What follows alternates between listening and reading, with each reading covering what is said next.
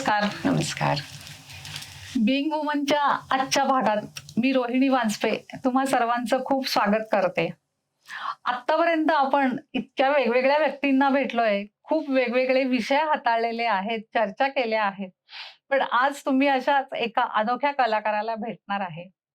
शाहीर, एका शाहिरांना आपण आज भेटणार आहे. शाहीर म्हणलं की एखादा पुरुषच डोळ्यासमोर येतो. परंतु तुम्हाला माहिती का? आपल्या महाराष्ट्रात एकमेव महिला शाहीर आहेत. त्यांनी 1075 प्रोग्राम यशस्वीरित्या सादर केलेले आहेत. तर आज आपण भेटणार आहे शाहीर विनता जोशी यांना. नमस्कार विनता. नमस्कार. मी महिला शाहीर विनता जोशी आणि आता माझी शाहिरी ओळख जी मुख्य की तो माझ्या डोक्यावरचा फेटा. हो. आता मी तुम्हाला महिला शाहीर या वेशात खरी खरी भेटते. नमस्कार. खूप स्वागत आहे तुमचं आणि ह्या पोशाखात तर अगदी खऱ्या शाहीर दिसतायत आता तुम्ही. धन्यवाद. आता लोकांना खरंच वाटेल आज आपण आता शाहिराकडनं खूप माहिती जाणून घेणार आहे. मला विनता जोशी यांची अजून एक ओळख करून द्यावीशी वाटतेय की त्या स्वातंत्र्यवीर सावरकरांचे धाकटे बंधू डॉक्टर नारायणराव सावरकर यांची नात आहेत.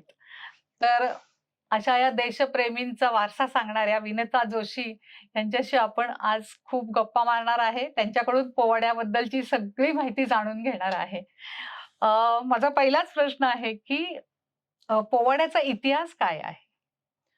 पोवाडा आपल्याला माहितीये शूरवीरांची गोष्ट, हो, पण ती गेय रूपात सांगितली जाते बरोबर आणि अशा पद्धतीने सांगितली जाते की समोरच्याला त्यातनं स्फूर्ती आली पाहिजे. बरोबर.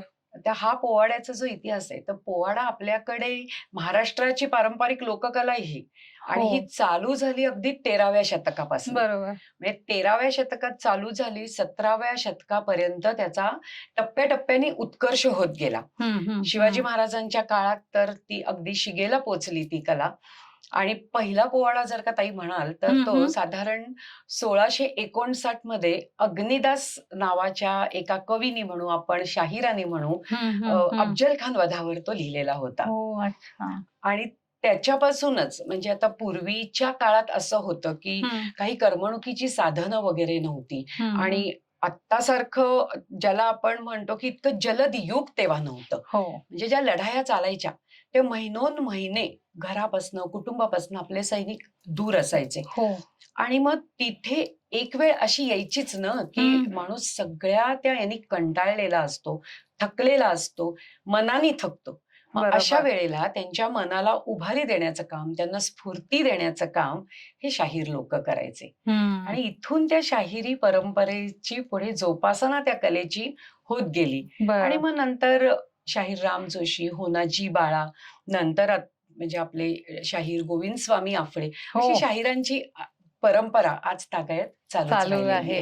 विनता, तुमचं बॅकग्राऊंड इलेक्ट्रॉनिक्सचं आहे ना, तर तुम्ही ह्या कलेकडे कशा काय वळलात? हा, खरोखर मी आहे शास्त्र शाखेची विद्यार्थिनी आहे खरं मी. आणि अगदी मला आता 4थी 7वी म्हणजे पूर्ण असं शैक्षणिक करिअर पण होतं की 4थीला स्कॉलरशिप, 7वीला स्कॉलरशिप, असंही सगळं शैक्षणिक करिअर होतं. आणि पोवाडा हा कधीतरी असा त्यावेळेला माझ्या लहानपणी म्हणजे कॅसेटवर असायचं. तर ते कॅसेटवर कधीतरी असं पोवाडे वगैरे कानावर पडायचे. पण असं एवढं त्याचं आकर्षण वाटलंय वगैरे असं तेव्हा नव्हतं. पण एक म्हणतात ना की एक असा कुठला तरी क्षण यावा लागतो आणि तुम्ही त्या पूर्ण बदलता. बरोबर. तसं मी 9वीत असताना, मी आहे मुळात नाशिकची, नाशिकच्या सारडा कन्या विद्या मंदिर मध्ये माझं शिक्षण झालं सगळं. तर मी 9वीत असताना आमच्या शाळेत एक मुंबईहून पोवाडा गाणाऱ्या बाई आल्या होत्या. शाळेतल्याच होत्या त्या, पण त्यांनी आमच्या शाळेत येऊन आम्हाला एक छोटासा वेगळा असा झाशीच्या राणीचा पोवाडा म्हणून दाखवला. आणि असा छान सगळा फेटा वगैरे बांधून. तर तो इतका त्या वयात भावला, आवडला की काहीतरी आपण करायचं. मग आम्ही आमच्या ज्या वर्ग शिक्षिका होत्या त्यांना आम्ही त्या वर्षी सांगितलं की आम्हाला पण आता स्नेहसंमेलनात पोवाडा सादर करायचा. आणि मग अर्थात आम्हाला परवानगी मिळाली. मग मी आणि माझी मैत्रीण गंगारत्न परखे आत्ताची शिरसाट, आम्ही दोघींनी ती कॅसेट, बाबासाहेब देशमुखांच्या कॅसेट खूप प्रसिद्ध होत्या त्यावेळेला, ती कॅसेट आणली. त्याच्यावरनं आम्ही तो तानाजीचा पोवाडा शिकलो. आणि स्नेहसंमेलनात तर आपल्याला माहिती की खूप वर्गातले असं एकटं दुकट्याने नुसतं गाऊन करायचं असं हम्म. नसतं, तर खूप सगळ्यांना सामावून घ्यायचं असतं. मग आम्ही हम्म. त्या पोवाड्यावरची दृश्य बसवली. अच्छा. तान्हाजीच्या जीवनावर वा. एकीकडे अर्ध्या हा. स्टेजवर तो पोवाडा चालू आहे, अर्ध्या स्टेजवर प्रत्यक्ष तानाजीची लढाई आम्ही दाखवत होतो. हो. आणि तो कार्यक्रम आमच्या स्नेहसंमेलनात इतका गाजला, बर. खूप वाहवा झाली. आणि हम्म. आम्हालाही असं झालं की चला एक कुठलं तरी वेगळं नवीन नवीन. क्षेत्र मिळालं. हो ना. आणि जशी मी 10वीत गेले तसं 1983 साली स्वातंत्र्यवीर सावरकरांचं जन्मशताब्दी वर्ष चालू झालं. हम्म. मग त्या जन्मशताब्दी वर्षात काहीतरी कार्यक्रम करायचा सावरकरांच्या जीवनावर, हम्म. एवढ्यासाठी की सावरकरांचं जीवन कार्य जनमानसापर्यंत, लोकांपर्यंत पोहोचवणं, पोचलंच पाहिजे. ह्या हो. उद्देशानेच काहीतरी चालू करायचंय. मग बरोबर. ते काय चालू करायचं, तर नुसतं ते गाणी किंवा ती भाषणं हम्म. याच्यात मला जायचं नव्हतं.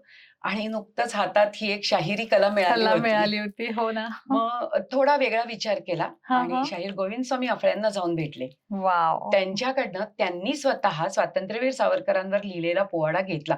म्हणजे इतकी धावपळ होती ताई तेव्हा, की हा. 28 मेला ती जन्मशताब्दी हम्म. आणि माझ्या हातात 25 मेला तो पोवाडा आला प्रत्यक्ष त्यांना भेटून. हम्म. मग पुढे 2 दिवसात माझ्या आई-बाबांच्या मदतीने मग त्याचं थोडं एडिटिंग करणं, त्यातला निवडक भाग काढणं, त्याच्यावर निवेदन लिहिणं, हो. हे काम आम्ही युद्धपातळीवर केलं. आणि 28 मेला हा. पहिला कार्यक्रम, वा. शाहिरी कार्यक्रम, जो म्हणजे जाहीर कार्यक्रम, शाळेत तर केला तो स्नेहसंमेलन होतं. हो हो. पण पहिला जो जाहीर कार्यक्रम तो 28 मेला नाशिकच्या परशुराम सायखेडकर नाट्यगृहात बर. साने गुरुजी कथामालेत मी केला. वा.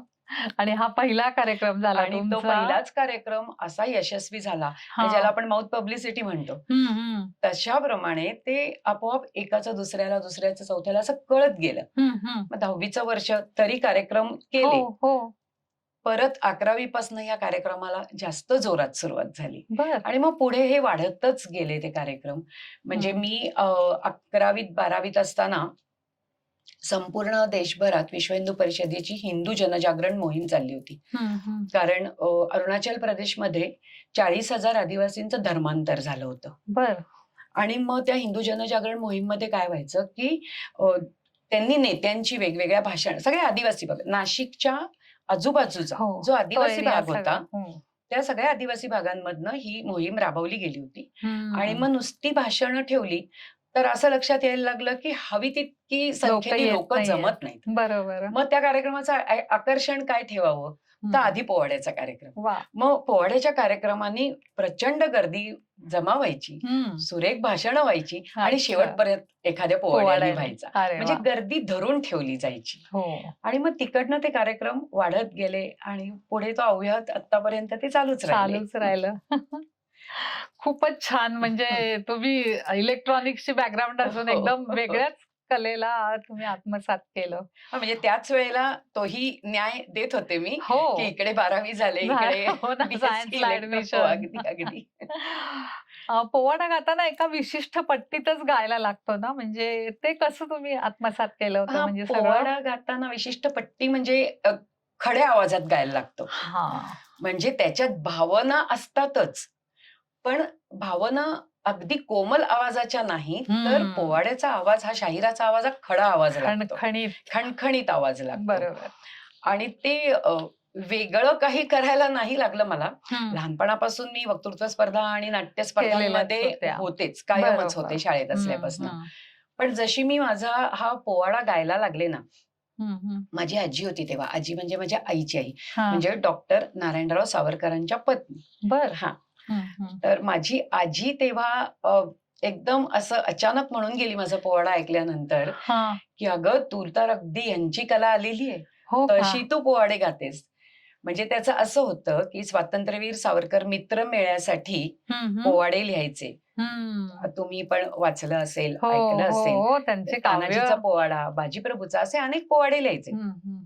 आणि मित्रमेळ्यामध्ये ते सादर करण्याची जबाबदारी माझे आजोबा म्हणजे डॉक्टर नारायणराव सावरकर हो, त्या बालवयात अच्छा. उचलायचे. बर. तर मग त्यांची ती पोवाड्याची कला म्हणा, ती कुठेतरी पुढे पुढे आली.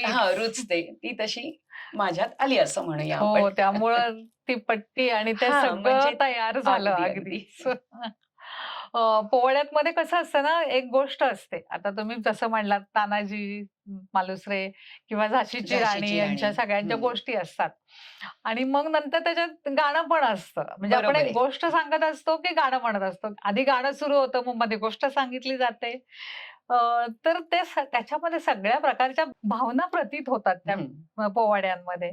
तर त्याच्याबद्दल थोडं सांगा ना, कुठले कुठले असतंच. आता कुठलाही तुम्ही वीररसयुक्त जरी पोवाडा घेतलात, आता आपण उदाहरणार्थ झाशीच्या राणीचाच पोवाडा घेतला, बरोबर. तरी पहिल्यांदा आपण झाशीच्या राणीचं थोडं बालपण दाखवतो. हो. तो एक प्रकारचा आनंदाचा तिचा म्हणजे तिचं ते बालपणीतले अल्लडपणाचे दिवस, ते सगळ्या आनंदाच्या वातावरणातले दिवस. हं, तिचं विवाहानंतरचं एक छान त्याला आपण आता शृंगार रस म्हणू, ते तिचं छान आयुष्य हं, आणि त्याच्यानंतर जेव्हा तिच्यावर पती निधनाची कुऱ्हाड कोसळते, त्यानंतर तिच्यात आलेला तो बाणेदारपणा, तिची ती कर्तबगारी, तिचा झाशीचा दरबार चालवणं हं. आणि अर्थात शेवटी इंग्रजांनी जेव्हा झाशीवर हल्ला केला, हो.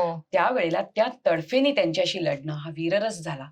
आणि हीच झाशीची राणी जेव्हा धारातीर्थी पडते, तेव्हा त्यातला तो करुण रस. करुण रस म्हणजे येतात. एकाच पोवाड्यात असे विविध रस येतात. हं. मी तुम्हाला त्याची एक झलक. झलक की कसं वेगवेगळे रस त्याच्यात आपण घेतलेले असतात. हो. तर मी आता तुम्हाला आधी पहिली 2 कडवी हं, असं करते. हं. नंतर अगदी तिचं मेरी झासी नहीं दूंगीच्या वेळचं जे आहे, बरोबर. त्यावेळचा एक छोटंसं आणि करुण रस म्हणजे तिचा शेवट जिथे होतोय, ते पण दाख असं एक छोटंसं दाखवते. हो, हो. अगदी, अगदीच. चालेल. आता मी एक पोवाड्याची झलक दाखवते. हा पोवाडा आहे झाशीच्या राणीवरचा, बरं. वीरांगना झाशीची राणी. हं, हं. आणि हा लिहिला आहे माझ्या शाळेत, आता जो मी उल्लेख केला हां, त्या हां. माझ्या शाळेतल्याच उपमुख्याध्यापिका बाई होत्या श्रीमती कुमुदताई अभ्यंकर. ओके. त्यांनीच हा पोवाडा अतिशय सिद्धहस्त शैलीने रचलेला आहे. अरे वाह! तर त्याची एक अशी मी तुटक तुटक झलक, पण ती तुम्हाला मी आता ऐकवते. अगदीच आवडेल आम्हाला. ही धन्य धन्य झाशीची राणी, धन्य धन्य झाशीची राणी, शूरवीर कुणी देशकारणी, तळपली वीज जणू की महान, तळपली वीज जणू की महान, करीतसे धन्य अमर बलिदान, करीतसे धन्य अमर बलिदान, गातो शाहीर तिचे गुणगान, जी जी जी जी जी जी, तांब्यांची मनूची मुखडी, घेऊन छोटे छोटे खेळगडी, काय खेळ जिम फुगडी, त्याची निराळीचा वडी, छोटे पेशवे नानाराव साहेब खेळती संगतीला, जी जी जी, मर्दाच्या जोडीना घोडा तिचा दौडला, जी जी जी, पाठीपाला बांधून तीर लावी धनुष्याला, जी जी जी जी जी जी. हा झाशीच्या राणीच्या जीवनातला एक पहिला छोटा प्रसंग. बरं. आता थोडा वीररस हं. की जिथे तिने बाणेदार उत्तर दिलंय, हो. तो आपण बघूया. हं. एक दिवशी दरबार भरला, एक दिवशी दरबार भरला, इंग्रजान वकील दाढीला, दरबारी राणीच्या आला, राणीला कुरनिसात केला, मग वकील बोलला राणीला, कंपनीनं खलित दाढीला, राणीनं खलित फोडीला, बघता बघता चेहरा बदलला, डोळ्यामध्ये अंगार पेटला, डोळ्यामध्ये अंगार पेटला, या दत्तक मंजूर नाही कंपनीला, दत्तक मंजूर नाही कंपनीला, आणि पुढं उर्मट निरोप केव दिला, पुढं उर्मट निरोप केव दिला, सोडून द्यावं तुम्ही झाशीला, 5,000 तनखा वर्षाला, झाशीच संस्थान द्यावं ब्रिटिश राजाला, जी जी जी जी जी जी. आता यानंतर राणीने त्याला उत्तर दिले. हं, हं. बाजूला ठेवलं खाली त्याला, यमानी पक्का निश्चय केला, राणी बोलली मग वकिलाला, नाही देणार माझ्या झाशीला, नाही देणार माझ्या झाशीला. हो एवढं बोलून म्याना बाहेर काढलं बघा खडगाला. जय जय जय जय जय जय. आणि इथे राणीने ते आता बाणेदार उत्तर दिलंय, मेरी झाशी नाही दूंगी. हा वीररस झाला. बरोबर. पुढे राणीच्या आता आयुष्यात असा प्रसंग आलाय की आता ती लढता लढता तिच्या पराक्रमाची आता शर्थ झाली. अतुलनीय पराक्रम गाजवलाय ती. बरोबर. आणि एका पराभूत क्षणी ग्वाल्हेर झालं पराभूत, वाद घेणं आडके सापळ्यात. झाशीची खंत मनात, अंगार पेटे अंग अंगात, अंगार पेटे अंग अंगात. नाही होणार शरणागत, नाही होणार शरणागत. या पाठी बांधून दामोदराल घोडा उडविला तोडून वेड्याला. राणीनं आसूड कडा डवला, दाताचा लगम केव धरला. एका हाती तलवार घेऊन दुजा ढालीला. जय जय जय जय जय जय. आणि आता इथून राणीचा घोडा दौडला, माग गोरा किवो लागला, माग गोरा किवो लागला.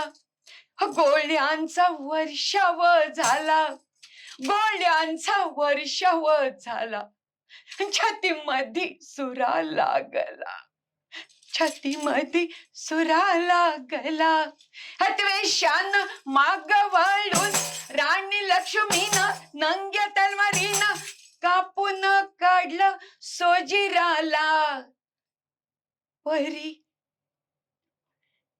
एक वार मस्तकाला, राणीला घायाळ करून गेला.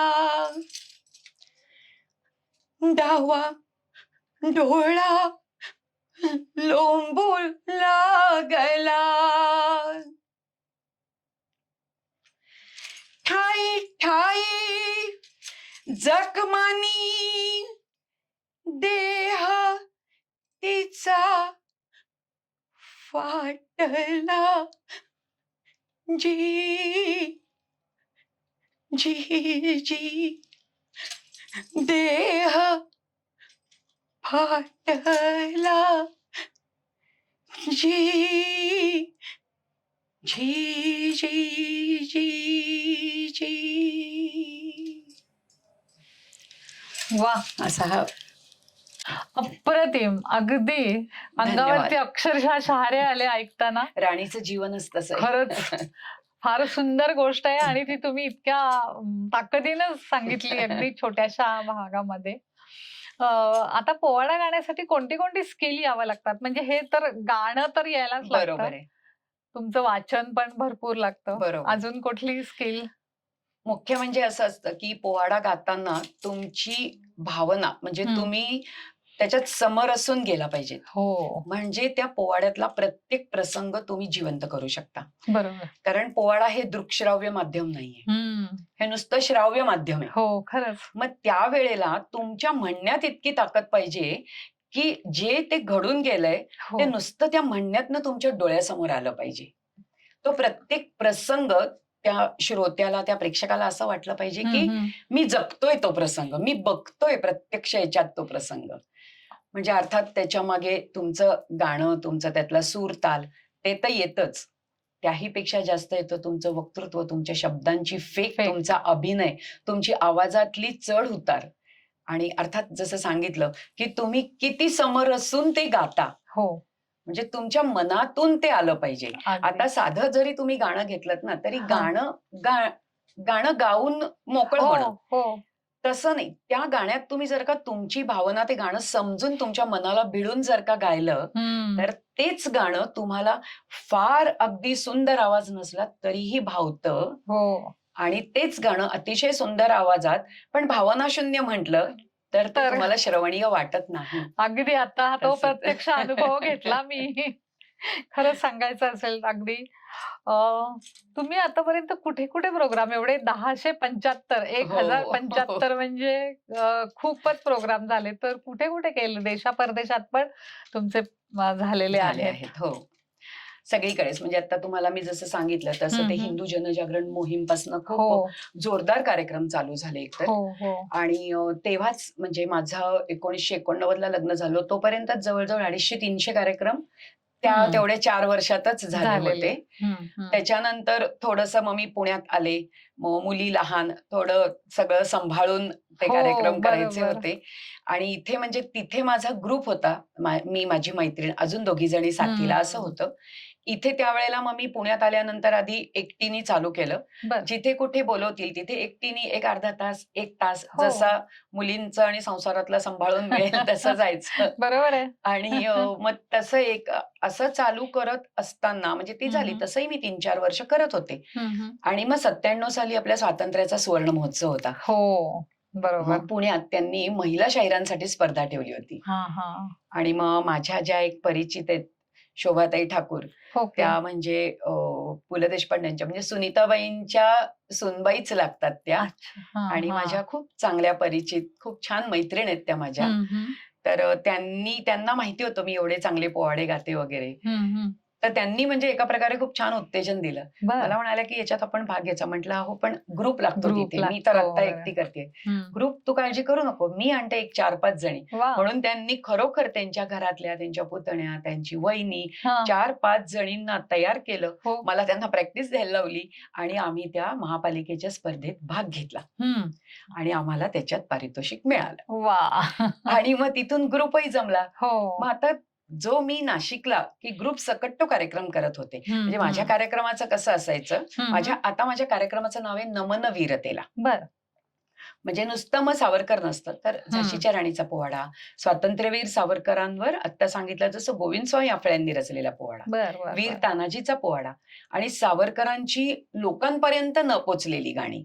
अच्छा. असा विविध याचा पूर्ण तो कार्यक्रम असतो. काही सैनिकांवरची कडवी हं, हं. आणि अर्थातच त्याच्या प्रत्येक निवेदन मी असं सांगलेलं असतं, की वेगवेगळ्या यांनी ते हो. कशी सांगड आहे किंवा त्याची सावरकरांच्या जीवनाशी काय सांगड आहे, हं, असं हं. कार्यक्रम सगळा असतो. मग आता इथे ग्रुप मिळाल्यानंतर ते कार्यक्रम परत एकदा जोमाने चालू झाले अरे वाह! आणि मग असं करत अचानक 2011 साली मला दुबई महाराष्ट्र मंडळातनं फोन आला, अच्छा. की हं, हं. तिकडे तुम्हाला कार्यक्रमाला येता येईल का? हां. आणि म्हणजे पहिल्यांदा तर मलाही असं वाटलं, मी तर कुठे कधी काही अप्लाय केलं नाहीये, कुठे असा पण अर्ज हो, केला हो. नाही, कोणाला सांगायला गेलेले नाहीये. सांगितलं तसं मी केवळ माउथ पब्लिसिटीवर चाललेले चाललेलं. कार्यक्रम हो. आणि असंच व्हायचं, की हा कार्यक्रम झाला, इथे खूप उत्तम झाला, तर कधी हं. ह्याच्यात वर्तमानपत्रात एक छोटीशी बातमी बातमी. आली. हो. असं ते चालू होतं. हो ना.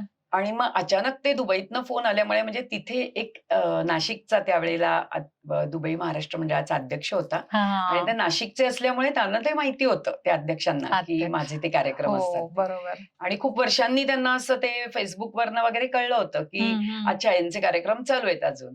मग मला त्यांनी संपर्क केला अच्छा. आणि तो इतकं छान होतं, की त्या पूर्ण कार्यक्रमाचं नाव त्यांनी दिलं होतं मानाचा मुजरा वाह! हं, आणि हं, 2 हं. तास बाबासाहेब पुरंदर यांचा कार्यक्रम होता आणि हां. 2 तास माझा तुमचा. कार्यक्रम. असा अरे पूर्ण वाह! 4 तासाचा तो कार्यक्रम होता हं, आणि हं. खूपच म्हणजे माझंही भाग्य मोठं, की बाबासाहेब पुरंदरे स्टेजवर असताना मला तो कार्यक्रम सादर हो करता आला आणि आणि अर्थात त्यांची त्यांची पोचपावती मिळाली. तेच शाबासकी खूपच मिळाली. हो, अगदी, अगदी शाबासकी मिळाली, की जी खूप महत्वाची आहे. खरंच.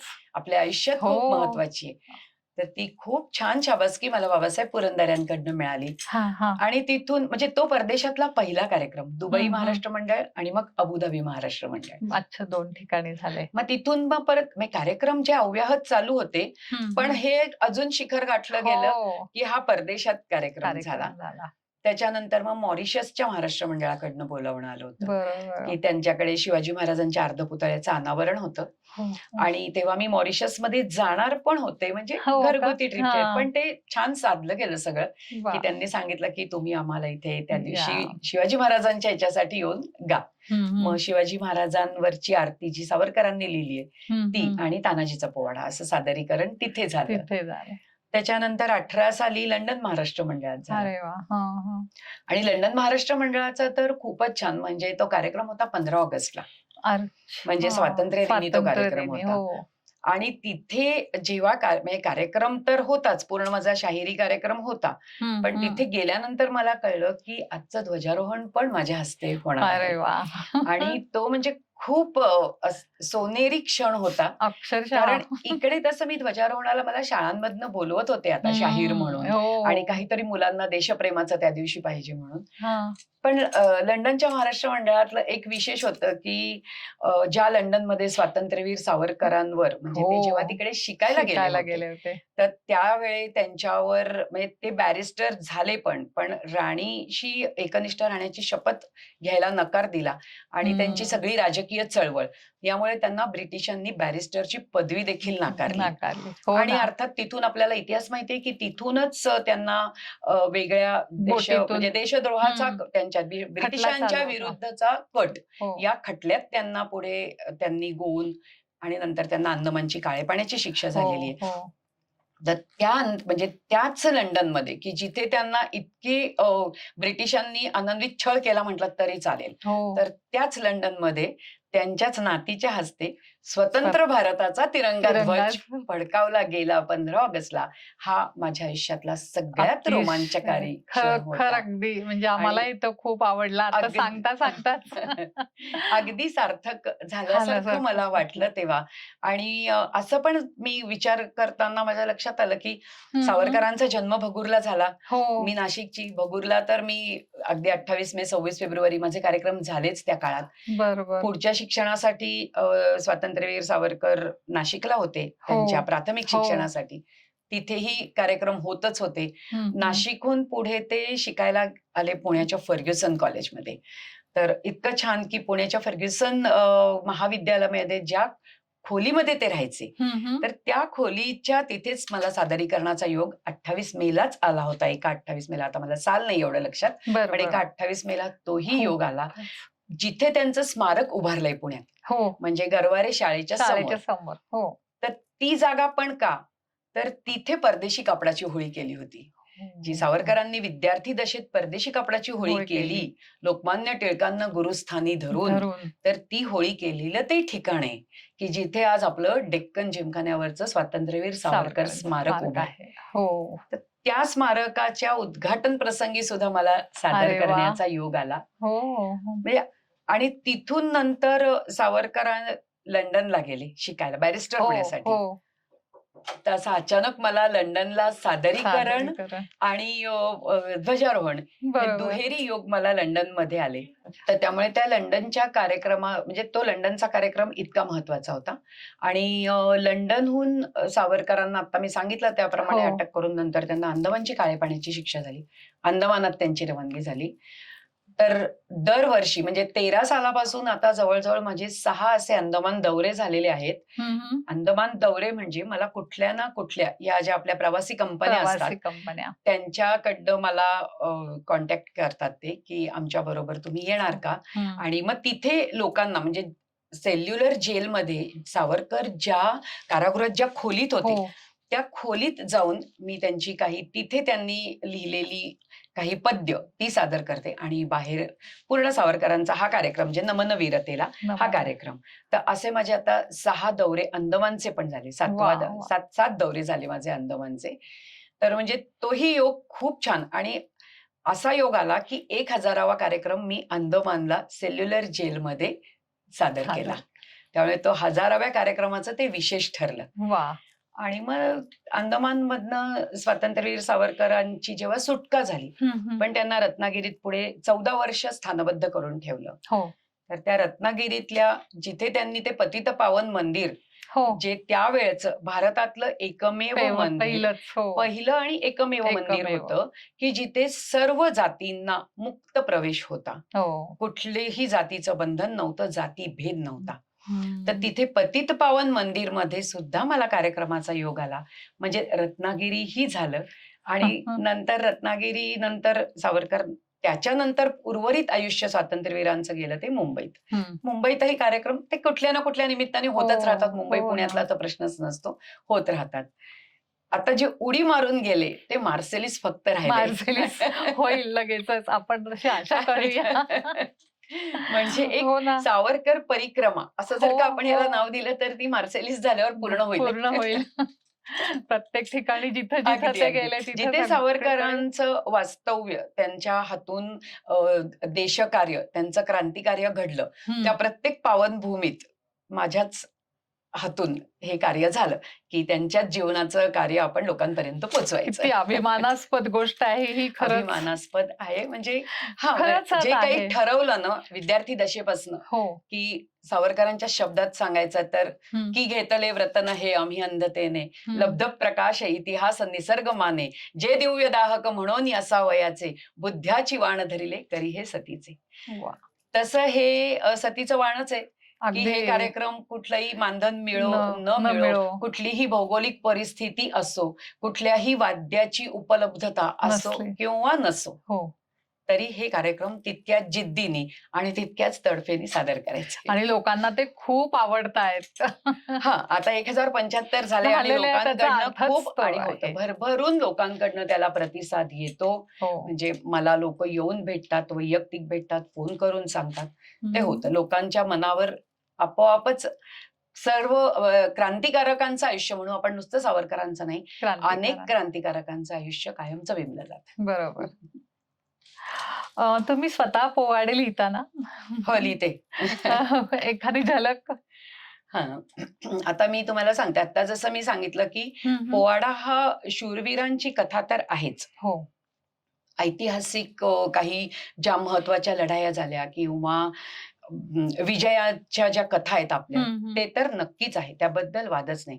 पण पोवाडा हा समाज प्रबोधनाचं पण काम करतो. हां. तो कसं करतो? कारण तुम्ही जसं मी सांगितलं ना तुम्हाला, की हिंदू जनजागरण मोहीममध्ये नुसत्या भाषणाला गर्दी जमत नाही. हो. तसं नुसती तुम्ही भाषणं ऐकायची, एक वक्ता बोलतोय, श्रोते ऐकतातच आहेत. कधी-कधी त्याला एकसुरीपणा येतो, पण येतो. कंटाळवाणं हो, होतं. हो.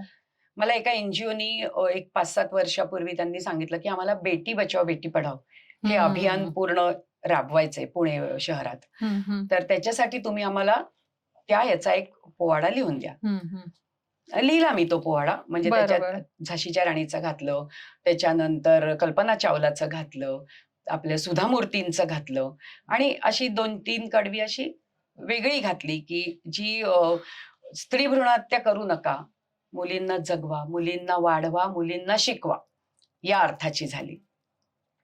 तर त्यातलं आता एक छोटंसं कडवं मी म्हणते. हो.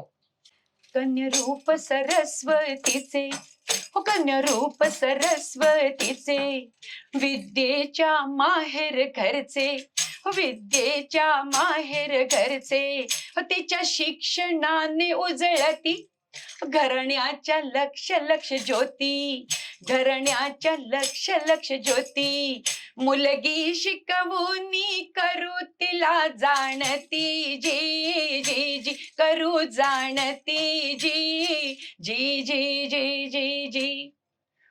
म्हणजे या 4 ओळीमध्ये, हं, की हं. मुलींना शिकवा. हो. मग त्यांना तुम्ही आत्मनिर्भर कसं बनवा, बरोबर. हेही पुढे वर्णन आहे. म्हणजे हं. शेवटी समाज प्रबोधन आणि त्यांनी तो वस्त्या-वस्त्यांमध्ये जाऊन सादर केला आणि त्याला खूप चांगला प्रतिसाद देखील मिळाला.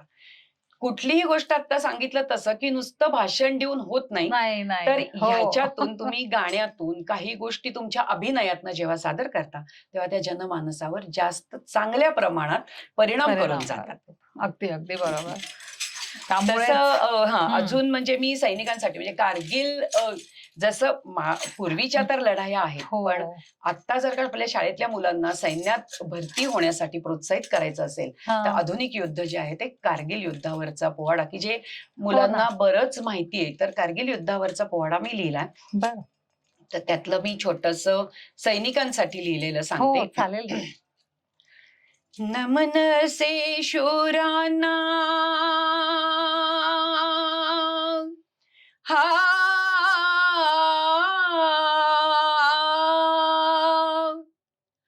नमन से शूरांना, नमन वीरांना मातृभूमीला पुण्यभूमीला तारण्या हावतात्म्यावरले तारण्या हावतात्म्यावरले देशाच्या सन्मानार्थ लढले ध्वजाच्या सन्मानार्थ लढले देशाचे अमर पुत्र जाहले जी जी जी देशाचे अमर पुत्र जाहले जी जी जी जी जी जी वाहुनी आपुल्या मातृभूमीला शिरकमल सुमना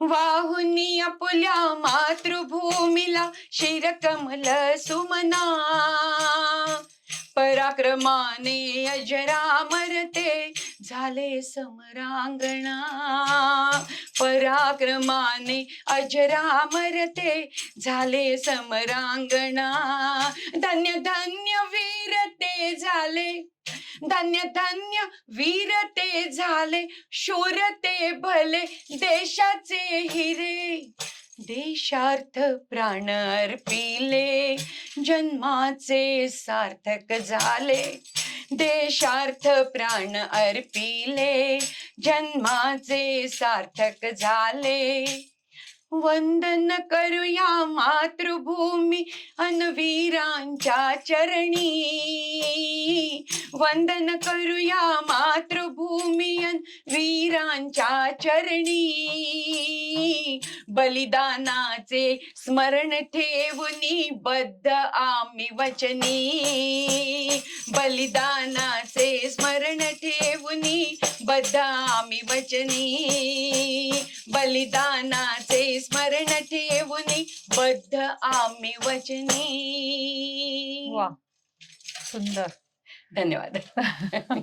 खूप छान म्हणजे तुम्ही लिहिलाय हा, पण छान आहे हा मगाचा. आणि कारगिलचं म्हणजे कसं मुलांना माहितीये हो आणि खरोखर असं हो. आहे ताई की सैनिकांचं महत्व हे आता बालवयापासून मुलांना पण कळलं पाहिजे, कळलं पाहिजे. सगळ्याच समाजाला कळलं पाहिजे. खरंच कारण आहे. आपण आपल्या देशात, आपल्या स्वतंत्र भारत देशात इतक्या सहजपणे जगू शकतो, वावरू शकतो, सर्व समारंभ आपण छान प्रकारे साजरे करू शकतो. अगदी म्हणजे म्हटलं तर रोजचं आपण जेवू शकतो, झोपू शकतो. खरंच आहे.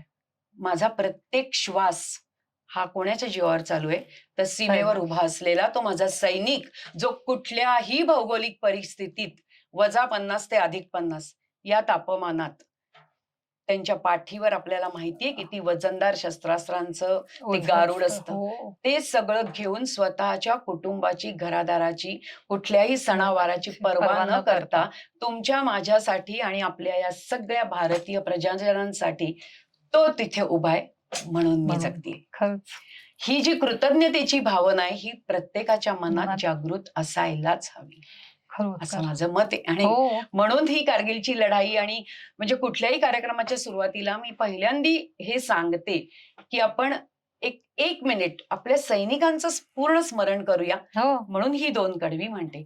1 मिनिट शांतता पाळतो आणि मग पुढच्या कार्यक्रमाला सुरुवात अच्छा. करतो. खूपच हे अगदी लहान आणि शाळेत तुम्ही हे प्रोग्राम करता त्यामुळे अगदी, त्याचा अगदी. लहान मुलांना जास्ती आवडत असेल ते. आता शाळेचा विषय निघाला म्हणून मी एक छोटीशी तुम्हाला गोष्ट म्हणजे ऐकूयात ना. आमची हो, घडलेलीच हो. एक गोष्ट नक्की सांगते नक्की.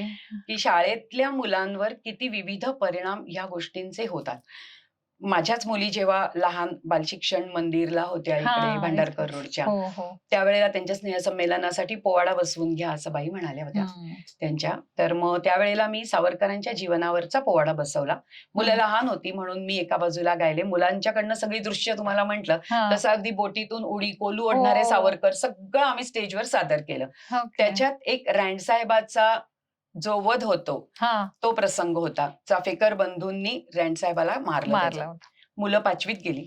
5वीत म्हणजे फार पूर्वीपासून, माझ्याच बालपणापासून सुद्धा एक ऐतिहासिक कारण असतं की चाफेकर बंधूंनी रँडसाहेबाचा वध केला, याचा ऐतिहासिक कारण द्या. हम्म. पुस्तकात याबद्दल काहीही लिहिलेलं नाही, हम्म. एका ओळीतच तेवढंच आहे.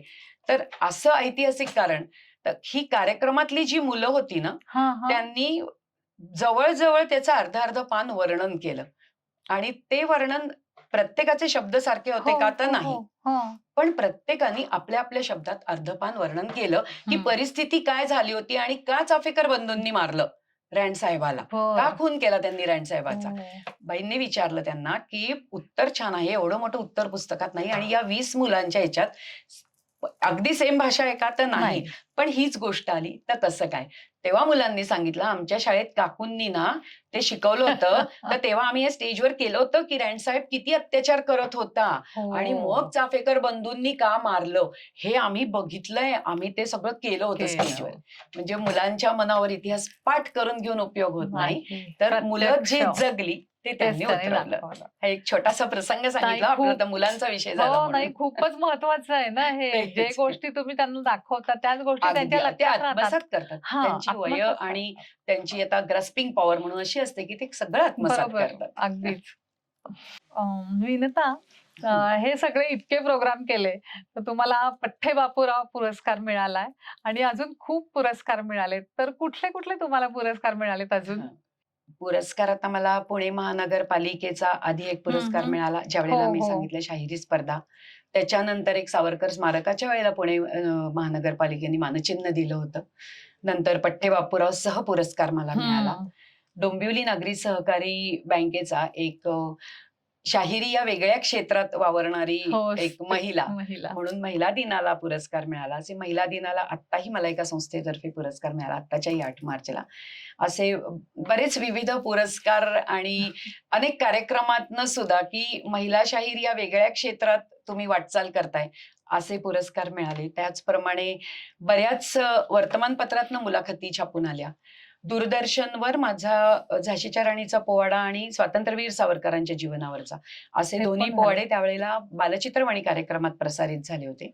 त्याच्यानंतर दूरदर्शनवर जो हिरकणी कार्यक्रम म्हणजे त्यांचा पुरस्कार सोहळा असतो, तर त्या पुरस्कार सोहळ्यात त्यांनी आमंत्रित केलं होतं की तिथे माझा लाईव्ह परफॉर्मन्स होता. म्हणजे बाकी सगळे रेकॉर्डेड होते पण माझा लाईव्ह परफॉर्मन्स होता तिथे. म्हणजे हा एक पुरस्कारासारखाच ते असतं. आणि अल्फा टीव्ही जेव्हा होता आपल्याकडे, झी टीव्ही नव्हतं तेव्हा अल्फा टीव्ही होता, तेव्हा अल्फा मानसी नावाचा कार्यक्रम असायचा आणि त्या कार्यक्रमात पण वेगळ्या क्षेत्रात ज्या महिला आहेत तर त्यांच्या मुलाखती तिथे घेतल्या जायच्या.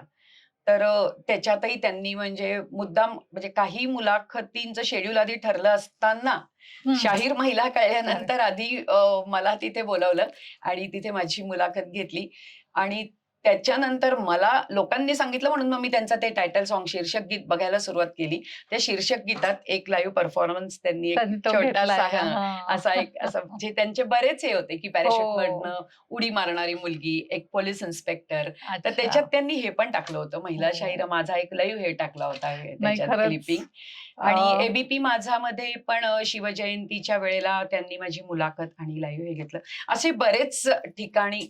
तसं शाहिरी रात्र म्हणून जो तिकडे कार्यक्रम होता किल्ले रायगडावर, तर तेव्हा महाराष्ट्रातल्या बऱ्याच शाहिरांना निमंत्रण होती, पण त्या सगळ्या पुरुष शाहीर होते ते आणि आमंत्रण करण्यात आलेली मी एकमेव महिला शाहीर होते. एवढं कौतुक तर व्हायलाच पाहिजे ना, तुम्ही इतकं वेगळं काम करताय. खरंच म्हणजे आज बिंग वुमनच्या सगळ्या प्रेक्षकांना एवढा वेगळा अनुभव मिळालाय. मी सारखं वेगळा वेगळा म्हणते, तो खरंच अगदी विलक्षण अनुभव आहे की हे स्वतः लिहिलेले पोवाडे आणि एका महिला पोवाडा गाणाऱ्या एकमेव महिलांकडून ही सगळी माहिती आपल्याला मिळाली. सावरकरांच्या आयुष्यात ते ज्या ज्या ठिकाणी गेले त्या त्या ठिकाणी त्यांना पोवाडे गायला मिळाले. तर हे सगळं ऐकतानाच आणि पोवाडे ऐकताना सुद्धा आम्हाला खूप म्हणजे खूप भरून आलेलं आहे अगदी. आणि खूप छान तुमचं काम चाललेलं आहे. पोवाड्याचे 9 रस सुद्धा आपण आता या छोट्याशा कार्यक्रमात अनुभवले विनतांच्याकडून, त्यांच्याकडून. तर तुम्ही इथे आलात आणि आम्हाला हे एवढं सुंदर म्हणजे या पोवाड्याबद्दल सांगितलं, त्याबद्दल तुमचे खूप मनापासून आभार. तुम्हालाही खूप धन्यवाद.